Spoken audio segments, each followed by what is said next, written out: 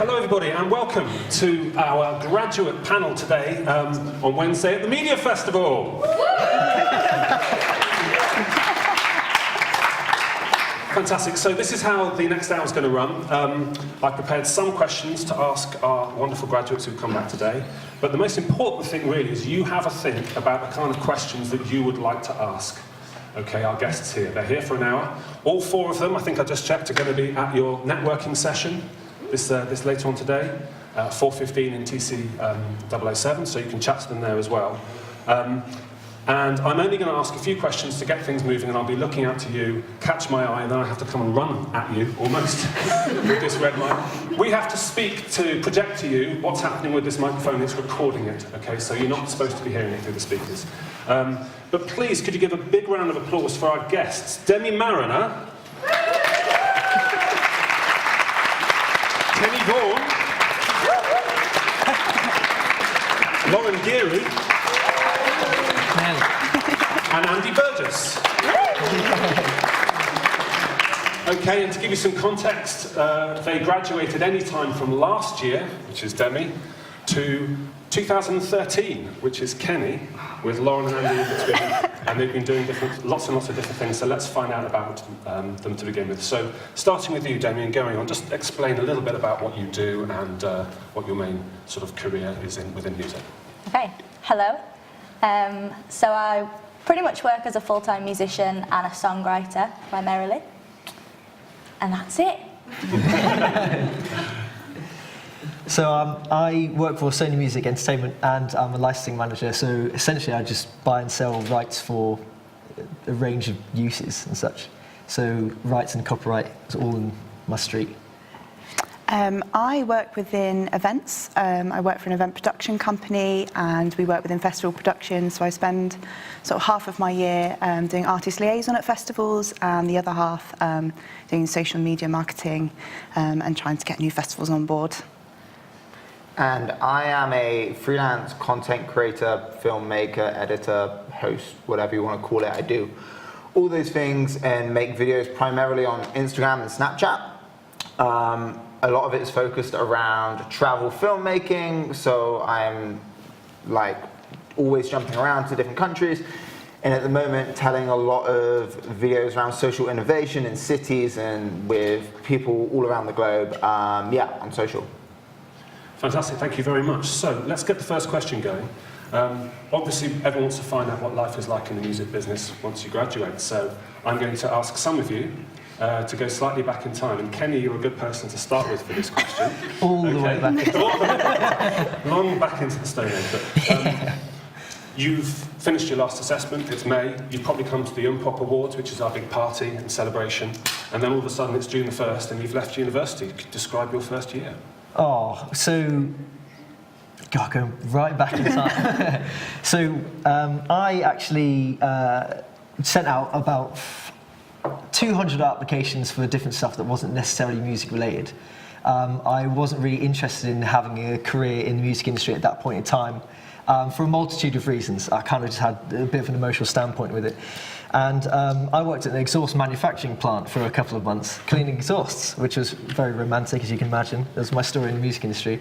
And I accidentally sent my LinkedIn profile to my hometown in Salisbury, even though I was living in Bournemouth, which is beautiful, by the way. And I then got given 2 job options, which is, I don't know if this has a bit of a motivational market in my life, where I got given a recruitment opportunity, which got paid a lot of money, to just have a good phone mannerism, or to work probably less than minimum wage, which is probably illegal, at an independent record label in my hometown. And I thought to myself, you know, I'm just going to give it a shot, if that makes sense. And I worked for the independent record label, and I hustled there for a year. Obviously that leads up until that year, but yeah, I was working at independent and I loved every minute of it. It was amazing. It was stressful, like the guy before me left with a nervous breakdown, I think. Yeah, but apart from that, it's definitely a necessary step in everyone's career if they need to do it. Thank you very much, and on to Lauren. So I was working in retail, straight away after university, and I was balancing that with volunteering at festivals within artist liaison and PR positions. I think I was doing that for about 6 months before, while like aggressively sending applications to people within the music industry. And then I got a job within PPL in their repertoire department. Sort of putting together lineups on tracks. Yeah, that's how I spent my first year. It was great. Thank you very much. Andy? It was confusing. I left uni and stayed in Cheltenham for a bit and had to pay rent because I didn't have a student loan anymore, so I had to get a job. So I got a job in Bristol in social media marketing, which was kind of along the lines of what I wanted to do.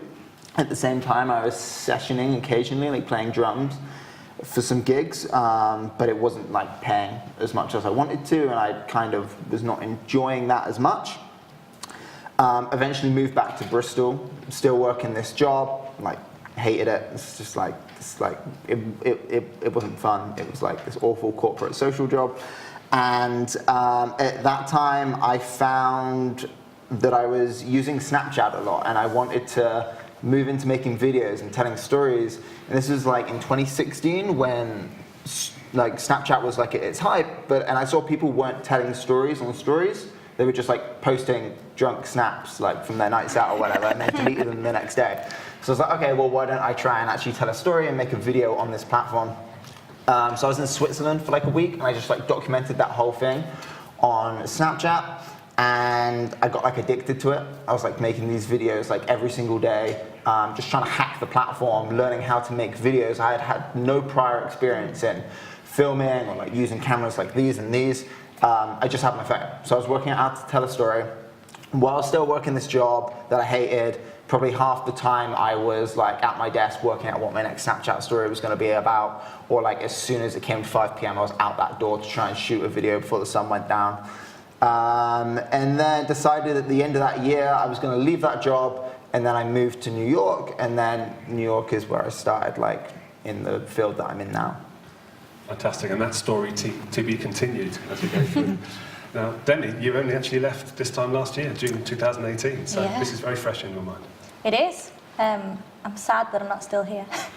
No, I spent, well, most of my time at uni trying to cater the projects that I was doing here for my assessments around my own music, because that was just an easy way of, you know, making an EP and doing it in the uni studio and not having to pay for it.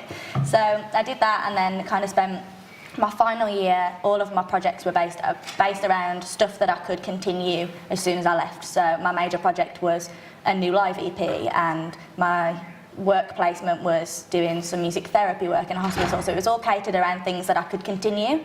And then, yeah, I just did that. I released the EP when I left, and kind of did a bunch of festivals and shows off the back of that, really, toured that for a little bit, and then just continued trying to get lots of little bits of work. I still am like maintain doing new music a lot and releasing videos all the time, and I do a lot of songwriting and co-writing with people, and a lot of compositional work for other artists or for filmmakers that are looking for music. So I've just sort of done that for a year, really, and just tried to do lots of different things. Thanks very much. So that gives us a sense of what happens immediately after. Let's now come right to the current day. It's 2019. Kenny, I think you are a good person to start with here as well, because the difference may be more. There's a lot of difference there, yeah. So I'm going to ask you 2 questions now. Answer in any order. Let's start to free it up a little bit. And if you want to tell any stories along the way, please do. I'm going to ask you the question, what do you most enjoy about your current job? Okay, what's the thing you most enjoy? I'll go with you, Kenny, for first. Okay. Should have thought about this one, actually. There's it's quite interesting working at a major. I'm sure that if anyone wants to come up and speak to me about what it's like because there's a lot of mixed opinions about it, obviously amongst people that work at independents, people that work at majors and stuff. But in all honesty, I think that right now in this day and age, I was saying this to you earlier actually, Lauren, that I think that majors have their place, and it's all about understanding how to use a major in terms of the industry and how it is now. And I very much love the fact that with licensing in general, because the record label revolves around owning master rights and monetizing that. You have to get involved with every single frontline project and artist that there is, and make sure that what you want to do is not going to infringe on their campaign. But at the same time, you want to make sure that you're benefiting their brand, and you're also working with all the third parties, so we're working with all the majors. We especially work with Ministry of Sound that we acquired recently. So having that broad range of contact with everything, every movement within the majors, and even the independents when they want rights, and if there's anything that we can do to help them out, we obviously go above and beyond to do what we can when we have such a value of the master rights. So just being able to give people access is amazing, and being able to be involved with all the projects is definitely my number one spot. I would say working with live events, the best part of my job is being at the events and sort of having that access all areas past, getting to see everything, working on something for 6 months and then seeing it all come to fruition. Is being a part of something that you've worked tirelessly to create. I would say the freedom of being able to travel to some awesome places and to connect and meet with people who do a similar thing to me on the other side of the world. For example, I was in Bangladesh about a month ago. I was out there teaching university students how to tell stories using their phones. And in between those sessions, we were trying to find interesting stories to tell and meeting with locals. And we actually went down to a place called Cox's Bazar in South Bangladesh, and we were able to visit the world's largest refugee camp. And you had a bunch of these Rohingya coming over from Myanmar, and there's 1 million people in this refugee camp. And it was truly mind-blowing seeing the scale of these camps and how these people are living. And we made a video around this because the Bangladeshis are being so welcoming to these refugees coming in. Bangladesh has a population of 164 million people, and it's about the size of New York and New Jersey put together. To put that in comparison, Russia has a population of 140 million, and think how big it is. So it's like one of the most condensed places on earth, and they are welcoming in like an extra 1 million people. And the Prime Minister, she's just like, what's an extra 1 million people? We can feed them and help them. And actually, so experiences like that and meeting people on the ground and hearing their stories about how they feel about it, and like broadening my horizons to like what I'd seen before, I think that's just like a really great part of being able to travel and do what I do. I think for me, the best thing and the worst thing are kind of the same thing, and it's the fact that it's completely up to me. It's great not being like an independent artist and being completely in control of my own music, and whether I want to release something or I don't want to release something, or I completely get to pick what I want to do at any day. I can wake up in the morning and go, what am I going to do this week? What project shall I work on? Because it's only down to me. But that's also the worst thing, because then it's like you've got to. I haven't got a salary coming in because I've got a full-time job. I've got to find a way of making money and living and doing that whilst doing music. But it is the most exciting part of it. It's the fact that I can work on so many projects and I can travel and meet lots of people and get to write songs that tell a story and then play them live and hopefully connect with people. I think that's the best part of the job for me, is that I can create something that didn't exist before and then give it to somebody else. I just think that's amazing. And I think we might, as the questions come in later, we might develop that whole idea of it's all up to me. Mm-hmm. You know, I'm the person who's finding and doing the work, and I have to go through all the challenges there. So could you start in your own minds framing some questions, because I'd like to start come to the audience. So just have a think about what you might like to ask. But before we go to you, Let's go to the flip side. They tend to say these days, a challenging experience. How do you overcome your challenging experience? But maybe it was actually a bad experience and you've got some story to tell, but maybe it's something that also kind of made you and toughened you up or something like that. So who'd like to kick off with something where they've had to overcome something? I could look to call it, that's okay. So I'll rewind back to, as a brief timeline of what I've done. Went to university, I had a small gap where I was just trying to make some money, and then worked at an independent, and then straight after the independent I worked at a major, and I've been there since. So just to go back in time to where I was at the independent, it was literally a two-man team at the time, and I'd just taken over from the previous assistant. The chap that was looking after the label at the time is an incredible man, a very good friend of mine as well, but it was one of the hardest experiences of my entire career. And even in the first month, I remember being on the phone to my sister saying, I don't think I could do this. I was like, I just don't really think it's in for me, plus with all the weathering that happened beforehand. And then she just said, well, you don't know what stress is like, because she just thought that she had it a lot worse than I did, which is fine, you know, that's just what it is when you're brother and sister. I was like, thanks for the advice, it really helped me. And so I decided to just stick it through, and every single day I remember saying to myself, right, if I get some time to, you know, do something outside of the work, it's okay, I can enjoy it. But then slowly, piece by piece, I started falling in love with the art of the independent, which is the actual, the music itself, and the fact that there's two elements to the music industry that I think often get overlooked because of its simplicity, which is you do have to make money, that's the commercial side, so you can maximise that, but the value is actually in the art and the narrative of the story, like hands down. So to be able to have such a close connection with executing that is really, really important. And I think that if I was ever to go back in time to give myself advice at that point in time, is to, obviously I got through it because I'm still in the game, I guess, but it's really important to not give up as such, and to understand what the real priorities of what you're doing. If you're going straight into a major like some people do because they just want to say they're going into a major, that's a problem. You're not going to walk out with the knowledge that you want to get. But if you're in it for the love of the music and the art and telling the story and the narrative, your part and your heart will be in that right place. You just have to find out what it is. And it takes time. It does take time. It takes also doing stuff that you don't want to do, and you'll find it eventually. But even if I might have not found it today, that's okay. Yes. Do you know what I mean? It's okay. But you know, we're all on a journey. We will be on a journey forever. So like, just to make sure that it's more of a process than it is like a goal. You know, it's very much something you have to do over long term and get the most out of that. So I was a little bit emotional. Oh God. One of the challenges that I faced actually was when I got my job at PPL in London.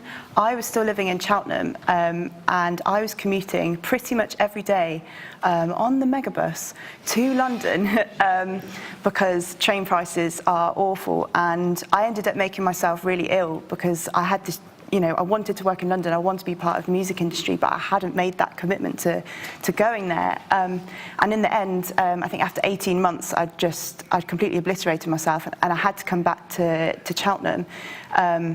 So that was quite tough. Really, like in retrospect, I wish I'd have just made the leap and moved to London. But on a more sort of day-to-day basis, working within the live events industry, problem solving, like, it can be one of the best parts of the jobs or one of the worst parts of the jobs, especially when I get to meet some amazing people through the artist liaison role, but my God, with them like comes some demands and some issues. And I was saying to Tom earlier, going through people's riders, you've got things like, I would like a wooden lion carving, please, or I need 5 bottles of champagne to perform. Do you? And I've got to be that person that then goes and, I don't know, dashes a few dreams, or goes and finds a local lion carving. And yeah, with all problems, it's... But you found it, though? I did find one in the Wild Beer Company.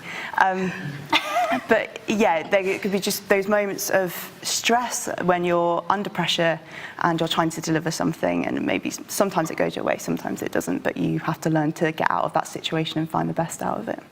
Yeah.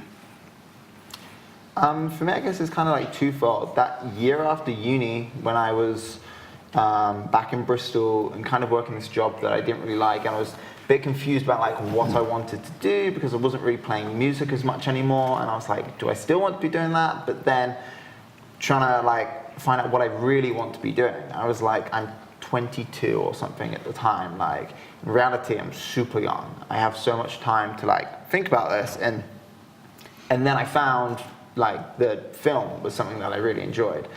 And then, so the second part of that, I guess, is that challenge and the commitment that I was like, okay, I'm gonna leave this job, and I'm gonna go to New York City. I don't know anyone, I'm just going with my best friend. We're going for a couple of months, and like, I have like no plan. I have runway for about 4 months. I have like money to last me like 4 months. And I just wanna see like what else is out there, have a different experience. So like taking that jump to like, okay, I'm gonna like commit to this and try this out. And then when I was in New York, things started to go well. I'm doing a talk tomorrow that I'll go into a bit more depth in that tomorrow if you guys are around and want to hear about that. But like coming to the end of that 4-month runway as well and about to leave New York, I was like, okay, well, where am I gonna go now? And I'm kind of doing pretty well at this. I'm onto a good track, but how do I keep this going? Like, I was coming back, I was gonna move to London, and I was like, London's expensive. How do I live in London and continue doing this every day and like make money from it? So like working out a process, like how I was gonna be getting clients, how I was gonna be paid to just live. So working those processes out, weighing up the pros and cons, and like working out if I should take that forward. And that's still kind of the case now. Like Demi said, like I'm a freelancer, so like sometimes you can get a gig that pays really well and it's great, but then like a couple of months down the line there might be nothing. So it's always like constant state of like prepping for the future and stuff. So like you've kind of always got that like looming over your head. And it would also be nice to sleep a little bit more, I think. Sleep would be handy. Demi, do you have another worst? If you said your best and worst, what would you? I think just it's quite difficult sometimes because I suppose as a musician, it feels like you're always trying to get someone to like you and like what you're doing. So it's never just as easy as being like, oh well, I make music and you guys are all going to listen to it and that's brilliant. It's like you've got to really work for people to kind of go, oh, but please listen to my music and please enjoy it and please book me for this festival.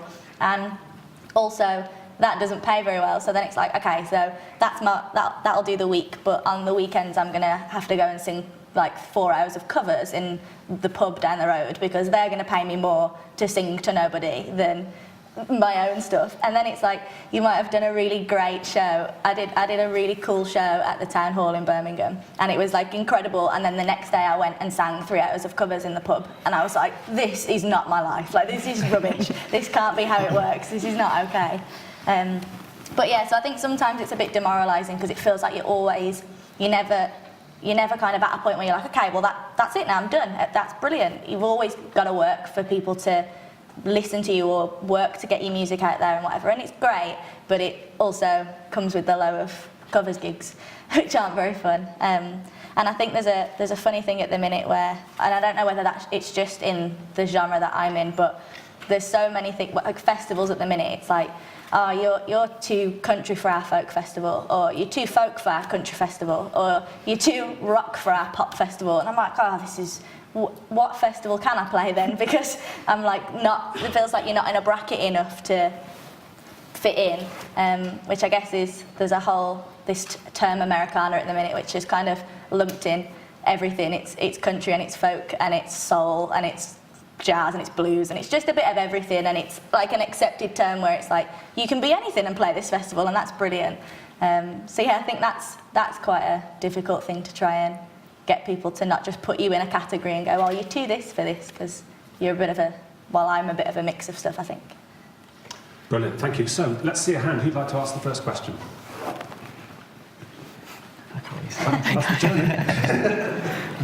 Just to remind you, the reason I'm running around is we're recording this. You do need to speak into this microphone. It's a little bit light, it's okay.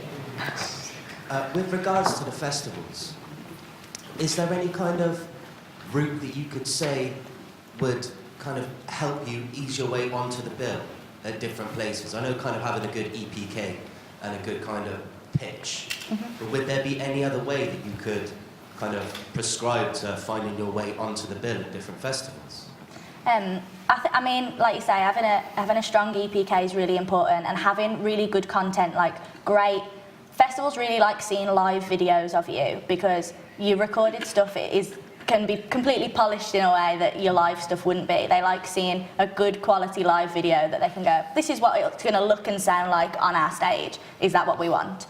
So I think having really good content to put forward, but also just staying in touch with people. There's lots of times where I've applied for a festival and they've gone, oh, not this year, and making sure you email back and go, thanks for considering my application anyway, and then the following year or in 6 months' time going, hi, I just want to put my name in the hat again for this year sort of thing. And just, I think as soon as people see a consistency with you where you're really trying and you clearly have an interest in playing that festival, they're more likely to consider you and go, because I think they probably get hundreds and hundreds of emails. You'll get lost in a world of messages, but if every 6 months you drop a message and say, hi, just me again, bothering you, then I think people see a passion and will be more inclined to want to work with you because they see that you have an interest as well. I think that's really important, just being a good, like having a face to your name sort of thing, definitely.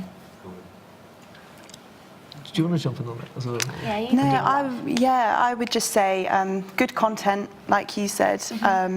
Having a good social media presence as well, so they can go and see what you are all about. And then also when you're sending emails, and this doesn't just apply to festivals, it applies to like when you're applying for jobs, research a little bit about who you are contacting, because it really stands out when someone's actually bothered to find out what your name is or a little bit about you. If it's not just a generic dear sir, madam, it really stands out. So I'd say if you can find out who that person is and strike a relationship with them, then yeah, you'll stand out. Who's next? One over here.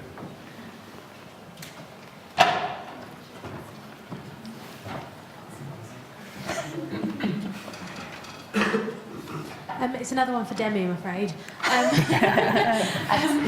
I know you really well, and I know that you're one of the hardest working, resilient people.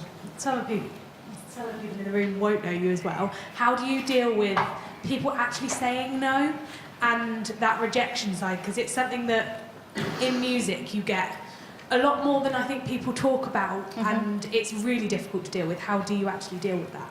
Just cry.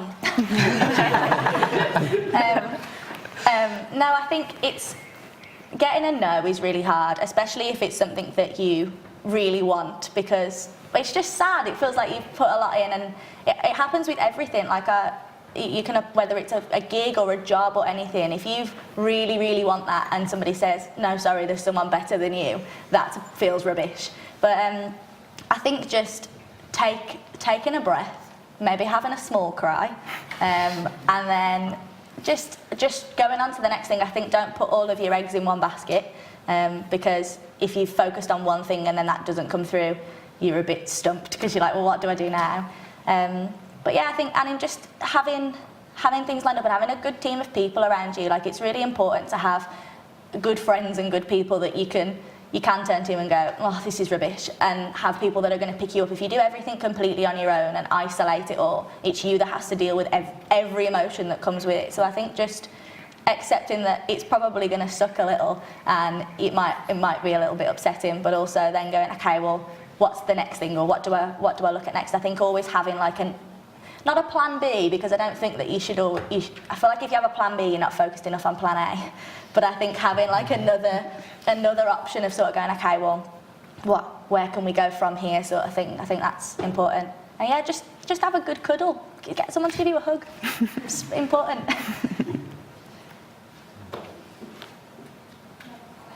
Another question? Yeah, at the back. Oh. 3 at once. Right passes.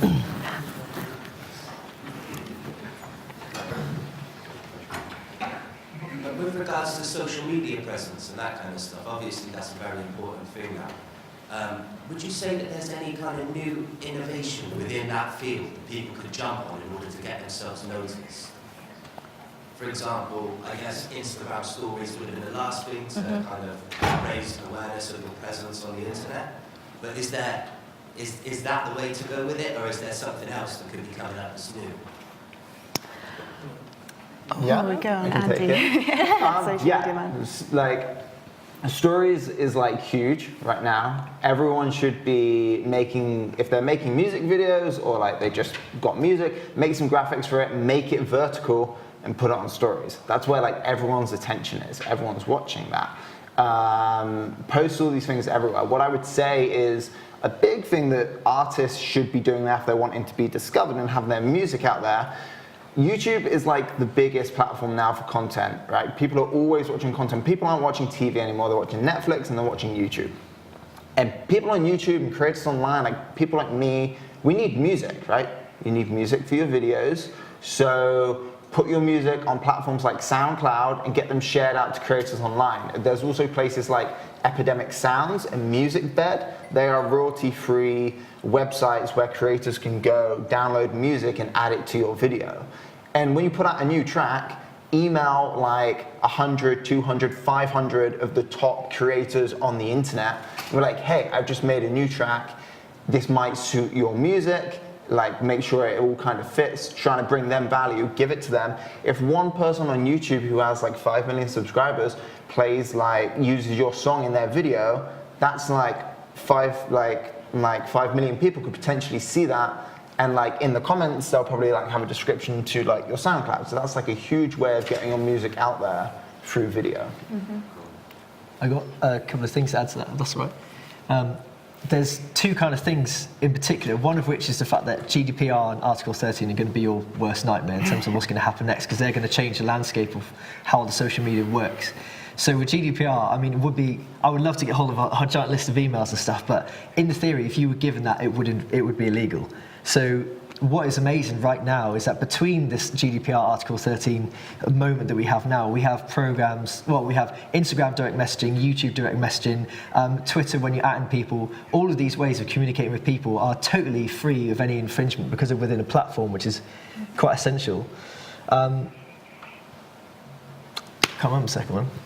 Nailed it. That's what I would say though. I mean, like, use Instagram DMs or Twitter. Like, that's the quickest way you're going to get to someone, right? But if you're going to reach out to these people, make sure you're bringing them value. Don't spam them with a link to your music. Like, they don't care. They're not going to look at that, right? You've got to like tailor it, find the right people. Like, if there's someone you watch, like, and you make country music and they make like, I don't know, like travel vlogs or something, maybe it doesn't fit, you know? Like, tailor it to the right people. I think, I mean, I don't know that much about social media in terms of it's very complicated.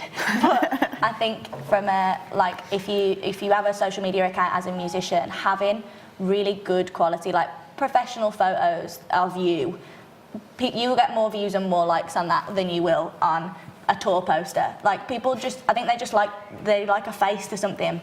And that's very clear on, especially on Instagram. And like, hashtags are so important. I think making sure you have the right hashtags and hashtags that are related to the thing, whatever you're trying to promote, because you can see on Instagram, especially with like the business accounts, you can kind of see your stats of how many people have looked at your profile that don't follow you and have found it from a hashtag or whatever. And it's really, I think that's really important to see. And also using like a few stock hashtags that relate to you on every post, so that if people are looking at that hashtag, you're going to pop up a lot of times and people are going to go, okay, who's this? What's this person doing? But I think just having really good quality photos, lots of people seem to be doing now, like, I guess it's a still photo, but as a video. I don't really know, but like, so the background is moving, but the photo itself is still. And a video will get more views than a photograph will also, even if it's still a photograph, but it's got some music in the background, so it's a video. So simple things like that, especially with Instagram, just, you have like, a 30-second window or something on Instagram to be able to do something. So I think that's really important.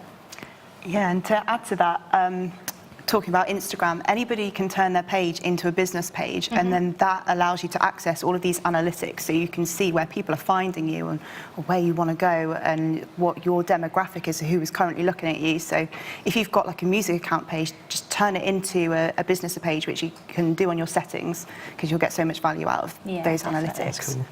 Yeah. Just to back off from that as well, Demi's like super right. Like, it's all about, on social, it's about sharing who you are and your personality behind it. Like, you're right, no one wants to see like a gig poster. Like, maybe throw that up in your stories. So you just need to make it as much about you, and you have to share it there.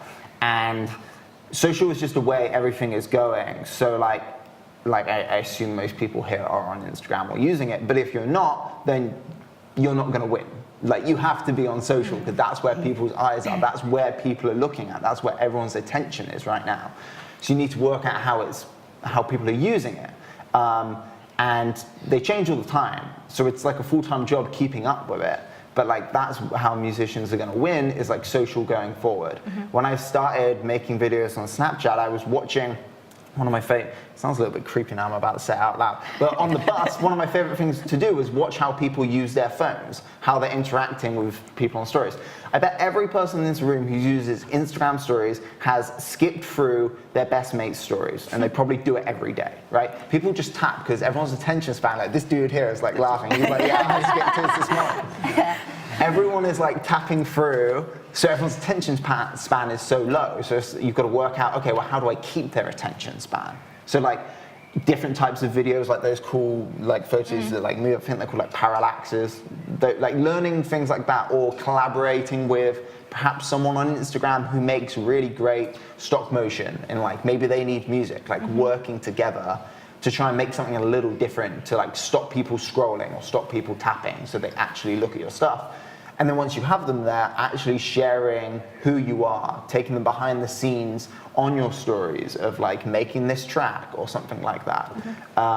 So yeah, just like be on it, be watching the trends as they go, because that's where people's attention is right now, and that's where your music is going to be heard. Jordan, were you looking for one? Yeah. Jordan, then Gwen. Yeah.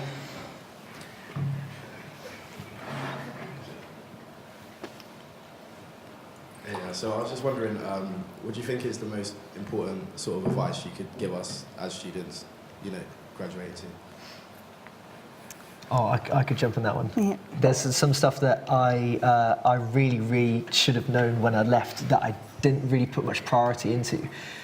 Going back to the sentiment that I said like a little while back, which was making sure that you can monetize every action that you do is quite important, because it gives you cash, so you can do things like, I know, either turn up to more festivals, reinvest, or buy drinks and stuff, whatever that you need it for. And the other one is the narrative of the art. So with everything in terms of, especially with socials, each social that you have is really tailored towards, they have their own demographics. So like, Snapchat has a really high traction rate because of the fact that you're literally manually clicking on it and such. And all of that is all part of the vision of building who you are. But there was a lot of aspects of the commercial side which, had I known, I could have made a lot more out of that. About those movements and those actions, both in terms of myself, or if I was an independent, or if you're label services, or if you're working with someone as a management, or any perspective. And two things, actually, I was going to say I wanted to touch on this now, so this is perfect timing. The differentiation between master rights and publishing rights is actually so essential. It's unreal. Like, it's really incredibly underrated. I would highly recommend, if I'm assuming you guys have been given all the legislation behind it or tuition, but I highly recommend figuring out exactly what you're doing and how you're going to make money out of it, or who's going to benefit. Worst case scenario is, let's say that you're a manager of an artist, and then you go into a studio. And I've seen this done before, and the studio just says, "Oh, don't worry about it. We're going to foot the bill. We'll put on all the time that you want. Just come in and just use our facilities." And they're just like, "Oh," the artist is like, "This is great." The manager's just like, "Oh, this is awesome. Free studio time. That's fine." And then the studio's just like, "Oh, I've got like loads of songwriters that can give you a hand. And they've done this and this and this before. Oh, great." The next thing you know, the master side, which is the file itself that you own, doesn't belong to you because you didn't finance that recording. So at any point in time, if you haven't signed an agreement to actually get those rights back, they own your recordings, and that's it. It's done. And they can hold you hostage for that. Secondly, you thought that you wrote the song, but you might not have, because you had loads of songwriters in. So you might end up walking away with about 10-20% of the publishing part of a song without the masters. And you think to yourself, and the master and your manager doesn't own anything either. So you walk out with nothing. You just are the performer, and someone else can just utilize everything that you've got against you. And that is like real worst case scenario. I'm not putting a horror story in this one, but like, it's just good to be aware of being like, okay, if I'm going to do this is going to make this, and what does that mean? So another thing was International Standard Recording Codes, or ISRCs. Ever since 1972, there has been a code given to every recording. So if you have like a radio edit or another track that has like a cowbell in it and another track that is like has a swear or is explicit, each one of those recordings will have its own particular code. And I'm right in thinking we've all had traction with ISRCs. Is that correct? Communal nod. Okay, that'll do. So yeah, doing some understanding exactly why an ISRC is fundamental to your music everywhere and how you're going to make money out of it being played when you're playing at a venue, like when you're sending off lists to PPL and even on social media to not get copy strikes on YouTube and such. Like it's incredibly essential to know exactly whatever you do, you know, what actually is it, who's going to benefit, are you going to get in trouble, are you going to upload a video and they get taken down, are you not going to send in correction data and spend more money on the license? You know, and I mean, are they actually going to pay you? I mean, there's 3 problems right there, you know? So I would say just to make sure master and publishing rights and what an ISRC and ISWC are absolutely fundamental. I think another thing is, and like I said this earlier about like projects that you're doing at uni, I think it's very easy to think of being at uni as almost not a stopgap, but almost like a, well, that's happening now. And then you think when you leave, okay, so now what do I do? And there's so much time whilst you're at uni that all of your projects can be completely catered towards what you want to do afterwards. If you're going to go into producing, then take your studio module and build up your portfolio and produce EPs for people. Like there's more, you have the most access you will probably ever have at university to musicians and to an incredible studio and software and just stuff that you don't have to pay for because you're here and you're doing it. So really take advantage of that and think about your projects and think about, okay, well, I'm going to do this, but how is this going to benefit me? If you're an artist, make an EP for your studio module and then release it, because you can do it here for free because you've got all the stuff and all the people to do it with. Like, I think that's so important because it's very easy to not do that and think, okay, well, I'm just sort of ticking a box to do my module, and then you leave uni and go, oh my God, what do I do now? I can't afford to go to a studio. I can't afford to do all the things that I could have done while I'm here. I think that's so important. Just think about what classes you take in and how you can just make them benefit you, I think, and you can take something away from it as well as just sort of handing in an assignment. What can you get from it too? I think that's really key.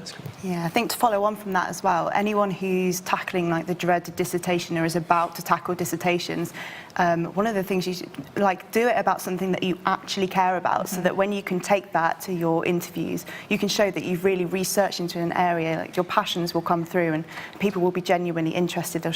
You can show that you've really researched something, and that you're not just there because you want the job. And to follow on, I guess, when you're meeting these people and like when you're going for a job or what you're doing, it can all seem quite distant or like dominant. I work with a ton of brands that if you told me about them at uni, I'd be like, well, how? Like that seems so far away from me and what I do. But like you just have to remember, all these companies and all these brands, they're just people.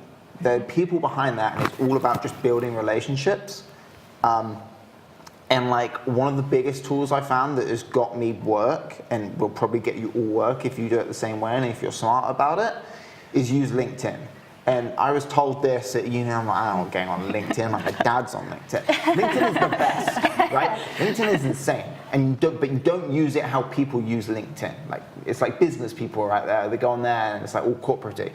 Fuck that. Use it like Instagram. Share your music.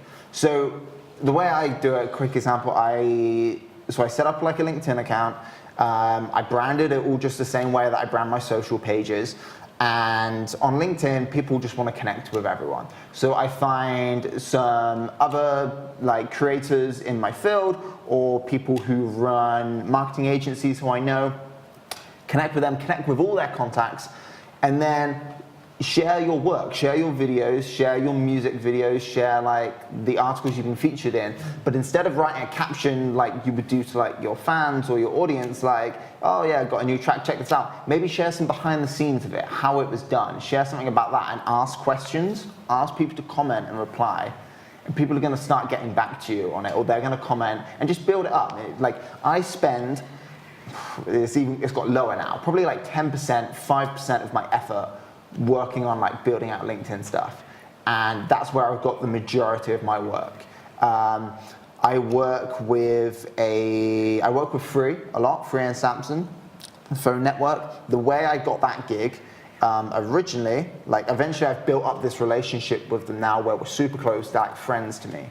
But originally I was just like on LinkedIn and I saw that they were looking for like a social media like content creator job. So I found the listing, I found the person who like wrote it, I DM'd her and I was like, hey look, I'm gonna make you like some of the best Instagram stories you're gonna see, let's talk, let's get on the phone. She jumps on the phone, cool with me.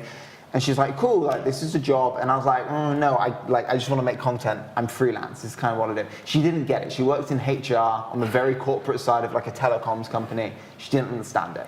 But she told me who their new head of social was. So I just searched her on LinkedIn, like added her. And also if you don't know who someone is and you want their email, find their LinkedIn and then you can work out like, and then you find out what the company's email is. So in this case, it'd be like @free.co.uk. There's a website called it's called like email checker or something. Google it, it'll come up. And then you can put in their name and it's normally like their first name dot last name at whatever. You can do a couple of checks and it tells you if it's a real email. So then you have their email. So, and you know about them. So if you're going to go into cold, works. I don't care. You're It's legal. It's legal. It is legal. Legal. There we go. That's good, right? But like, you're not going to be spamming. You're going to go in and offer them value because you're trying to build a relationship. Okay. So you want to bring them value, and this is what I did in this DM. So I added this girl called Abby Gardner. And she actually replied. She's like, Andy, your ears must have been burning because someone was just showing me your work. We'd love to work with you on some like freelance basis. Will you come in? I was like, thank you. This is what I was trying to tell your HR lady. And then I got in and nothing really happened for 6 months. But then 6 months later, I started working them. They sent me to Peru. I've done stuff with Samsung with them. And that was just all through LinkedIn. And that's the exact same when you're looking for jobs, even in the music industry. So make the most of that. And tomorrow, this is a disgraceful plug. I'm still pushing it. But if you come tomorrow, I've got a whole talk on the questions you will have after leaving uni and what I wish I'd known, and I go through all of this in a bit more depth. Cool. So yeah. Nice. So. Hey, so it's a bit of there's no right or wrong answer, but what's your advice for us who are going to be graduating now? Would you, if we want to go for take the rest of the year off to travel or do something like that, what would your advice be? Would that be a good idea to do it to get out of the way now and then in the new year, whatever, a few months, then start looking into a career and start on the job? Or would you say it's best to go straight into it as soon as you graduate? Oh, no, you go. Yeah. Oh, thanks. I would say go for it. I really regret not going travelling, and I'm now in a job that I'm really happy in, but there's never going to be a good time for me to take 3, 6 months, a year off.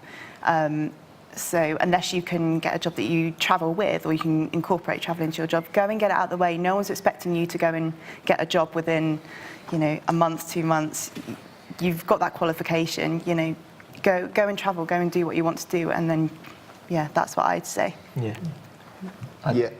Oh no, you go on. Yeah, I'd say do it. Go and travel, experience these things, and you'll also probably then, in that time, really work out what you really want to do as well. And that will help you a lot more rather than because I found it a lot harder having a job that I wasn't enjoying and trying to move into something else or get away. So if you can travel, go do it. And but I guess before you're coming back, just spend that time to think about, okay, what do I really want to do? If you're really excited about it, then you can just go off and do it. There's always going to be jobs. There's always going to be those things around. So yeah, if travel's your main focus, totally go do it. Go on, Demi, what do you want? You have to choose. Travel. Always. Yeah, no, I mean, I guess it's a bit different for me because I didn't just go into an office job. I just sort of continued being myself for a little while. But yeah, I mean, I totally agree. I think if you want to travel, you should do it now. Yeah, I will say though, if you do have an opportunity or you're doing something like Demi's doing and you're super hot right now and you have all these big opportunities, follow that. Don't run away for 6 months or whatever. If there's something really big coming or September's the perfect time for you to be touring or something, would do that. Focus on that. Is there something big coming? No. I think that, getting a vision, I think, is incredibly important, because of your integrity of your vision, you will make actions without you having to think about the actions that you make. And of those actions will determine whether you're happy or not, ultimately. And that happiness is what deemed a success or not. If you find that you've got an itch that makes you want to go traveling, then go traveling, like, get it done. Now's the best time to do it. But then ultimately, if you feel that, for example, me personally, I didn't really want to travel. I like doing bits and pieces, but I didn't want to spend a year out. And that's totally my choice. That's okay. I had some ideas that I wanted to follow through with, and that was the itch that I wanted to scratch. So then I did that instead. So that's my travelling, if you know what I mean. So if you want to do something, the fact that you've asked that question is like a giveaway, really. Yeah. You should just go do it, get it done, like, enjoy it while you can. And then if you can, like what Andy said, like, get that vision. And then as soon as you've got that vision, you can nail it. Everything will come with that. Yeah. Fantastic. Well, it's a great place to stop our questions. Thank you very much for them. They were both great questions and also wonderful answers. I hope you got so much from being here today. We're going to kind of start to wrap things up now. Can I say 2 or 3 things? And firstly, when we finish this session, you have to allow our guests out of the building, and then you can start chatting to them, because we have to do a pretty swift turnover, and I know the crew want to. But all 4 of our wonderful guests today will be with us at 4:15 in TC 007, be serving some drinks, having a network session, doing some speed networking there. So you have lots and lots of chance to chat to them if you've got any other questions that we didn't have time for you today. Okay, and that will develop really nicely, I'm sure. A few plugs. Andy, being brilliant, has plugged himself twice already. Sorry. Andy closes the festival tomorrow. He's here in this room Thursday, 2:15, going into great detail about all his work. And I'm sure he's wet your whistle in terms of wanting to find out more about that. It's going to be fantastic. I'd also like to draw your attention to a couple of gigs on tonight. Our level 5 music business students and our pop music students have got 2 events happening. One is in Bristol, for those who are going in that direction. It's at the Exchange, and it's an accessible night of music, which links in quite nicely with one of the organisations Lara was mentioning earlier, Attitude is Everything. It's raising money for that. This is the charity aiming to improve deaf and disabled people's access. So this is happening tonight at the Exchange in Bristol. But also, we have our very own Demi Marriner on stage tonight. Do you all know the Whittle Taps, a place in town, in Cheltenham? I've forgotten, is it Regent Street? It's something like that. But it's tonight, doors open 7:30, £5 on the door, £4 in national, with NUS, so for student rates. That's by Example Productions, and Demi is being supported by Gina Lana and Santia tonight as well. So just to let you know that once we've had our social and we've got back, there's actually gigs, and some of our guests are on stage tonight at 7:30, which is fantastic. So yeah, we've got a pretty swift turnover. Please chat to our guests once they're out and see them later on. But I think that was absolutely awesome. Please give a huge round of applause for our guests.